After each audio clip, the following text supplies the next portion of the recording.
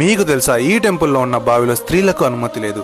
అలాగే ఈ బావిలో ఒక 7 పడగల పాము అయితే కాపలాగా ఉంటుందని శ్రీ సత్యసాయి జిల్లా బుక్కపట్నం చంద్రాయనపల్లి నుంచి 3 కిలోమీటర్ల దూరంలో ఘట్టమైన అడవుల్లో అయితే ఈ చంద్రాయన స్వామి టెంపుల్ అయితే ఉంది. ఈ టెంపుల్ గురించి అయితే చాలా స్టోరీస్ అయితే ఉన్నాయి. మనకు తెలిసిన స్టోరీ అయితే చాలా ఇయర్స్ బ్యాక్ ఒక వ్యక్తి అడవి మార్గంలో వెళ్తూ ఉండగా అతనికి అక్కడ ఒక దైవ శక్తి గల మనిషి ప్రశాంతంగా కూర్చొని ఉండడం, అలాగే అతనికి కొంచెం దూరంలో గంగమ్మ తల్లి మరోవైపు ఉంటుంది. అలాగే ఒక పెద్ద 7 పడగల సర్పం అయితే వాళ్ళకి కాపలాగా ఉంటుంది.